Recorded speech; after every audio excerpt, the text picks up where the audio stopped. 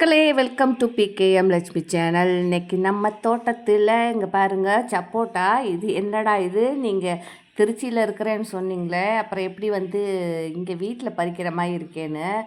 நான் இது வந்து பார்த்திங்கன்னா முந்தா நேற்று எடுத்த வீடியோ அப்லோட் நேற்று பண்ணணும்னு பார்த்தேன், பண்ண முடியல. ஏன்னா பார்த்திங்கன்னா அதுக்கப்புறம் நேற்று வெளியில் போயிருந்தேன்.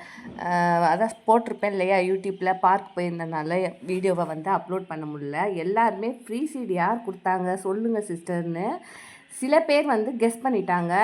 அது ஜெயா சிஸ்டர் தான் கண்டிப்பாக அப்படின்ட்டு. ஆமாம், அவங்க தான் வந்து எனக்கு வந்து ஃப்ரீ சீடு அனுப்பி விட்டாங்க. ஃபஸ்ட்டு ஒரு வாட்டி நான் கேட்டிருந்தேன், தரேன்னு சொல்லியிருந்தாங்க. அப்புறம் அவங்களுக்கு சில ப்ராப்ளம், அவங்க வீட்டில் வந்து ஒருத்தங்க வந்து உடம்பு சரியில்லாமல் இருக்கிறாங்க. அதனால் அவங்களையும் பார்த்துட்டு வேலைக்கும் போகணும், வீட்டு வேலையும் செய்யணும். அவங்களுக்கும் வந்து நம்மளை மாதிரி உள்ளவங்களுக்கும் ஆன்சர் பண்ணுறாங்க. இதெல்லாம் வந்து பெரிய விஷயம் இல்லையா. அதனால் வந்து நான் அவங்கள டிஸ்டர்ப் பண்ணலை, சரி வேண்டாம் பரவாயில்ல அப்படி சொல்லிவிட்டு. அதுக்கப்புறம் வந்து பார்த்திங்கனாக்க அவங்க வீடியோஸ் போடுறதுக்கு கொஞ்சம் டிலே ஆன மாதிரி. அதனால் அவங்க அம்மா எப்படி இருக்காங்க, ஒரு வேளை முடியல சொல்லியிருந்தாங்களே அப்படின்னு சொல்லிட்டு விசாரிக்கும்போது அவங்க தான் சொல்லிகிட்டு இருந்தாங்க, சிஸ்டர் வந்து உங்களுக்கு உங்கள் நம்பருக்கு பண்ணணும்னு பார்த்தேன், எனக்கு டைம் கிடைக்கல, உங்கள் அட்ரஸ் கொடுங்க, நான் வந்து உங்களுக்கு கொரியர் பண்ணுறேன்னு சொன்னாங்க. அப்புறம் சரி ஓகே சொல்லிவிட்டு என்னோடய அட்ரஸ் கொடுத்தேன். உடனே வந்து எனக்கு வந்து கலெக்ட் பண்ணி அனுப்பிட்டாங்க. அவங்களுக்கு இந்த வீடியோ மூலமாக ரொம்ப நான் ஃபோன்லேயே சொல்லியிருக்கேன், இருந்தாலும் வந்து இந்த வீடியோ மூலமாகவும் வந்து அவங்களுக்கு ஒரு பிக்கஸ்ட்டு தேங்க்ஸு. அப்புறம் வந்து பார்த்திங்கனாக்கா ரொம்ப ரொம்ப கஷ்டமாக இருக்குது, ஊருக்கு போகணும், இந்த செடியெல்லாம் விட்டுட்டு போகணுன்னு. அது சில பேர் சொன்னாங்க, கண்டிப்பாங்க நானுமே வந்து ஊருக்கு எங்கேயாவது போகணுன்னா வந்ததுமே மாடி தோட்டத்தான் பார்ப்பேன், அதுக்கப்புறம் தான் மற்றதெல்லாம் அப்படின்னு சொன்னாங்க. அப்போது நம்மளை மாதிரி நிறைய பேர் அப்படி தான் இருக்கிறாங்க. அப்போ வந்து என்னோடய ஃபீலிங்ஸை நிறைய பேர் புரிஞ்சுக்கிட்டு எனக்கு வந்து நிறைய கமெண்ட்டும் பண்ணியிருந்தாங்க. ரொம்பவே தேங்க்ஸ் எல்லாருக்குமே.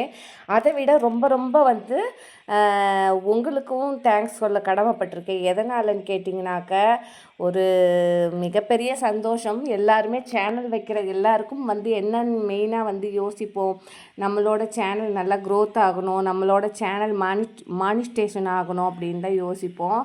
எனக்கும் வந்து பார்த்திங்கனாக்க ஃபஸ்ட்டு ஆரம்பத்தில் எனக்கு சேனல் வியூஸே போகலை. பாப்பா தான் வந்து பேசி பேசி வீடியோ போட்டுட்டு இருந்தாங்க. எனக்கு அவ்வளோவா பேசவே தெரியாது. கொஞ்சம் தைரியமான ஆள் தான். நேரில் பேசணுன்னா யாரனாலும் வந்து பாருன்னு சட்டைலாம் போடுவேன்.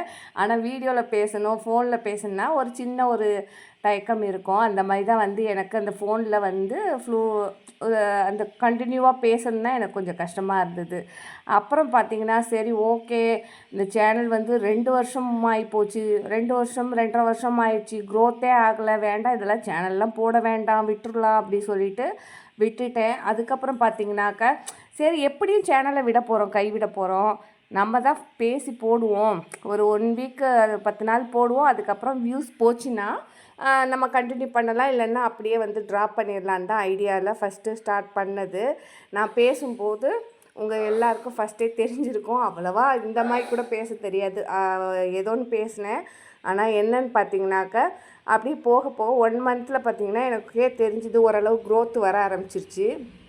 க்ரோத் வந்தாலுமே கூட சில தயக்கம், நம்மளோட சேனல்லாம் மானிட்டேஷன் ஆகுமா, இல்லை ஏதாவது ஒரு இவ்வளோ நாள் கழித்து போடுறோமே, இவ்வளோ 3 வருஷம் ஆயிடுச்சு, வியூஸும் போகலை, வருஷமும் ஆகிப்போச்சு, இதுக்கு மேலே கொடுப்பாங்களாங்கிற ஒரு டவுட்டில் சரி பரவாயில்ல வீட்டில் இருக்கிறதுக்கு நம்ம ஏதோ ஒன்று ஸ்டார்ட் பண்ணுவோன்னு நினச்சி தான் வந்து ஸ்டார்ட் பண்ணேன். ஆனால் உங்களோட கிருபையினால் வந்து எனக்கு மானிஸ்டேஷன் ஆகிப்போச்சு, என்னோடய சேனலும் வந்து நல்லா உங்களால் க்ரோத் ஆகிடுச்சு. அதுக்கு வந்து உங்கள் எல்லாருக்கும் ஒரு தேங்க்ஸு. அதுக்கப்புறம் அவங்க கொடுத்த கட்டிங்கெல்லாம் நான் என்ன பண்ணுறேன்னு பார்த்தீங்கன்னாக்கா, இப்போ வந்து ஃபுல்லாக நட்டு வச்சிடலாம். கொக்கோ பிட் போட்டோம்னாக்கா ஒரு 4 நாளைக்கு ஒரு வாட்டி தண்ணி ஊற்றினா போதும். இப்போ தெரிஞ்சவங்களுக்கு சொல்லியிருக்கேன் தண்ணி ஊற்ற சொல்லிவிட்டு. அவங்களும் பார்த்திங்கன்னா படிக்கிற பசங்க, எப்போ வந்து டைம் கிடைக்குதோ அப்போ தான் ஊற்றுவாங்க. சரி இருந்தாலும் நம்ம வந்து கொக்கோ பிட் போட்டோம்னா அந்த புதுசாக வைக்கிற செடிக்கு எப்போவுமே ஈரப்பதம் கொஞ்சம் இருக்கணும், அது வேர் பிடிக்கிற வரைக்கும். அந்த வேர் பிடிச்சிருச்சுன்னா அதுக்கு வந்து எப்போவும் ஊற்றுற மாதிரி ஊற்றுனா போதும், அது வரைக்கும் தான் கொஞ்சம் கஷ்டம். சரி இது வந்து நம்ம ஊருக்கு போகிறோம் அப்படின்னு கொக்கோ பிட் போட்டு வச்சுட்டேன். கொக்கோ பிட் போட்டு தண்ணியெல்லாம் தெளித்து வச்சுட்டேன், அது கொஞ்சம் தாங்கும் நான் வர வரைக்கும் அப்படின்னு சொல்லிட்டு. இடையில 2 வாட்டி தண்ணி ஊற்றினா போதும் அப்படிங்கிற மாதிரி. அப்புறம் பார்த்திங்களா நண்பர்களே, எனக்கு வந்து நிறைய பேர் வந்து கொஸ்டின் கேட்குறாங்க, கட்டிங் வச்சா வருமா சிஸ்டர்னு 100% கட்டிங் வச்சா வருங்க. ஏதாவது ஒன்று தான், அதாவது 2 3 குச்சி வச்சிங்கனாக்கா அதில் 2 குச்சி வரும், ஒரு குச்சி தான் ஃபெயிலியர் ஆகும். அது மாதிரி தான் 100% வரும். கட்டிங் வச்சா கண்டிப்பாக வரும். அதுக்கு மண் வந்து பார்த்திங்கன்னா நீங்கள் லூஸ் மண் எடுத்துக்கணும். நல்லா வந்து ஒரு தொழு உரம் கலந்த மண் எடுத்துக்கிட்டிங்கன்னா கொஞ்சம் சீக்கிரம் வந்து 99% வந்து சான்ஸ் இருக்குது வர்றதுக்கு. நார்மல் மண்ணுன்னா ஒரு 90% வர்றதுக்கு சான்ஸ் இருக்குது. ஓகேங்களா? அப்புறம் வந்து நிறைய பேர் டிப்ஸு கேட்குறீங்க. மாடி தோட்டத்தில் ரோஸ் செடி வந்து இந்த வெயில் காலத்தில் வந்து எப்படி வந்து அதை சர்வே பண்ணுறதுன்னு தெரியல சிஸ்டர். எனக்கு வந்து ரோஸ் மட்டும் வளர்க்குறத பற்றி சொல்லுங்கன்னு. போன வருஷம் வீடியோலலாம் நீங்கள் நிறைய பார்த்துருப்பீங்க. ரோஸ் ஒரே செடியில் அதை போய் பார்க்கலன்னா பாருங்கள். போன வருஷம் அந்த ரோஸ் பிளான்ட்டில் பார்த்திங்கன்னா எனக்கு 40 50 பூ, அந்த வெயிட்டே தாங்கலை. எல்லாமே அதை இலைக்கு இலை மொட்டும்பாங்கள்ல, அந்த மாதிரி இலைக்கு இலை மொட்டு. அதுக்கப்புறம் பார்த்திங்கன்னா இந்த காய்கறி செடியில் எனக்கு நாட்டம் போனனால ஃப்ளவர் செடி ஏதோ பாலினேஷனுக்கு இருக்கணும் அப்படிங்கிற மாதிரி தான். பாலினேஷனுக்கு இருக்கணும். 2வது நமக்கு வந்து வாசலில் ஒரு பிள்ளையார் வச்சனால அந்த பிள்ளையாருக்கும் அப்பப்போ பறித்து போட்டுக்குவேன். அது மாதிரி வந்து இது பண்ணேன். இது வந்து நான் பார்த்திங்கன்னா இன்றைக்கி கொஞ்சம் விதையெல்லாம் போட்டு போகலான்ட்டு வெண்டைக்காய் விதை, தக்காளி விதை இதெல்லாம் கொஞ்சம் தூவி விட்டுட்டு போயிட்டோன்னா நெக்ஸ்ட்டு இந்த பாப்பா ஒரு 10 டேஸ் கழித்து லீவ் முடிச்சுட்டு வந்தோன்னாக்கா இது கொஞ்சம் முளைச்சிருக்கும். திரும்ப பாப்பா லீவ் விடும்போது இது கொஞ்சம் எடுத்து நடுற மாதிரி இருக்கும். அப்போ போய் நம்ம அங்கே புது கார்டனில் நட்டுக்கலான்னு சொல்லிவிட்டு முடிஞ்ச வரைக்கும் நான் விதையை போட்டுட்டேன். எல்லாம் கலெக்ட் பண்ணிகிட்ருக்கேன். அதை தான் நீங்கள் பார்க்குறீங்க. சரி, ஓகே. நம்ம இப்போ வந்து ரோஸ் தோட்டத்தை எப்படி இந்த வெயில் காலத்தில் வந்து காப்பாற்றலாம் அப்படின்ட்டு பார்ப்போம். இப்போ நிறைய பேருக்கு தெரியாது. இப்போ ரோஸ் வந்து ஒரு கூலிங்கான கிளைமேட்டில் தான் நல்லா வளரும். ஊட்டி, கொடைக்கானல், அப்புறம் பெங்களூரு இந்த மாதிரி ஒரு மலை பிரதேசம், அப்புறம் வந்து கொஞ்சம் ஜில்லுன்னு இருக்கணும் வெதர். அப்படிங்கும்போது நம்ம சென்னையில் இவ்வளோ ஹாட்டில் வந்து வர்றது கொஞ்சம் இந்த பாதி செடி அதாவது நல்லா வந்துகிட்டே இருக்கும். இந்த ஏப்ரல் மேயில் செத்து போயிடும். அதுக்கப்புறம் பார்த்திங்கன்னா தான் மாடி தோட்டத்தில் உள்ள நண்பர்கள்லாம் புதுசாக போய் செடி வாங்கிட்டு வந்து திரும்பவும் வந்து மாடி தோட்டத்தில் வைப்பாங்க. அதே ஏப்ரல் மே வந்துச்சுன்னா செத்து போயிடும். நான் வேணால் உங்களுக்கு சேலஞ்ச் பண்ணி காட்டுறேன் பாருங்கள். நானும் வந்து அங்கே எவ்வளோவா இருக்க போகிறதில்லனாலும் நான் அதுக்காக வந்து எல்லாமே ப்ராப்பராக ரெடி பண்ணி வச்சுட்டு வந்திருக்கேன். அதுக்கு ஒரே டிப்ஸு தான். இந்த வெயில் காலத்தில் வந்து ரோஸ் செடியை காப்பாற்றுறதுக்கு ஒரே டிப்ஸு தான். அது என்ன டிப்ஸுன்னு சொல்கிறேன் பாருங்கள். இப்போ ஆல்ரெடி நம்ம வந்து க்ரோ பேக்கில் ரோஸோ ஏதோ ஒரு செடி வைக்கிறோன்னாக்கா மூடாக்கு முறை. 2வது பார்த்திங்கன்னா நம்ம வந்து அரை நிழல் வரும் பார்த்திங்களா, அந்த வெயில் காலத்தில் மட்டும் எப்போவுமே சரி மார்னிங் வெயிலோ இல்லைன்னா ஈவினிங் வெயிலோ அது மட்டும் பட்டாலே போதும் ரோஸுக்கு. அந்த மாதிரி இடத்துல ஒரு 3 மாதத்தில் ரோஸை வந்து சேஃப்டி பண்ணிவிடுங்க. ஸ்ட்ரெயிட் வெயிலில் நீங்கள் வச்சிங்கன்னா கண்டிப்பாக நீங்கள் தாங்காது. நீங்கள் என்ன தான் காப்பாற்றிட்டு 2 மாதம் அது தாக்கு பிடிச்சாலும் 3வது மாதம் செத்து போயிடும். ஏன்னா நான் 5 வருஷம் கார்டன் வச்சுருக்கனால என்னோடய அனுபவத்தை உங்கள்கிட்ட நான் ஷேர் பண்ணுறேன். அப்புறம் வந்து பார்த்திங்கன்னா மூடாக்கு முறைங்கிறது என்னன்னு கேட்டிங்கன்னா, ஃபஸ்ட்டு வந்து நம்ம நார்மலாக வச்சுட்டு இருப்போம் இல்லையா மண், அதுலேயே தான் நம்ம வந்து செடி வச்சு வளர்ந்துட்டுருக்கோம். அதுக்கு மேலே பார்த்திங்கன்னா சருகோ, தேங்காய் மட்டையோ, இல்லை கொட்டாங்குச்சியோ, இல்லைன்னா என்ன இருக்கோ அது மேலே வந்து வெயில் வந்து அந்த ஒரு வந்து ஸ்ட்ரெயிட்டாக படாமல் பார்த்துக்கணும். இது பண்ணி லைட்டான வெயிலில் வச்சிங்கனாவே ஓகே, உங்களோட ரோஸ் தோட்டம் இந்த ஏப்ரல் மேலேயே சூப்பராக உங்களுக்கு பூவும் கொடுக்கும். அதே நேரம் நீங்கள் காப்பாற்றிடலாம். 2வது பார்த்திங்கன்னா ரொம்ப ரொம்ப ஒரு ஃப்ளவர் பிளான்ட்டுக்கு வந்து வெயிலுன்னா ரொம்ப இஷ்டமான வந்து செடி எதுன்னு கேட்டாக்க இந்த எடுத்துகிட்ருக்கேன் பார்த்திங்களா, இந்த அடீனியம். இதுக்கு பெருசாக பராமரிப்பும் தேவை கிடையாது. அதே மாதிரி இதுக்கு வெயிலுன்னா அவ்வளோ பிடிக்கும். வெயிலில் பார்த்திங்கன்னா நீங்கள் கொத்தாக நீங்கள் தண்ணியே வந்து வாரத்துக்கு நீங்கள் ஒரு டைமோ 2 டைம் ஊற்றுனீங்கனாவே போதும். கொத்தாக பூ கொடுப்பாங்க. இதுக்கெல்லாம் பெருசாக வந்து நம்ம வந்து உரமோ எதுவுமே கொடுக்க வேணாம். எப்போமாவது ஒரு வாட்டி நல்லா நிறைய கொத்தாக பூக்கணும் அப்படின்னாக்கா எஸ்எம் சால்ட் கொடுக்கலாம்.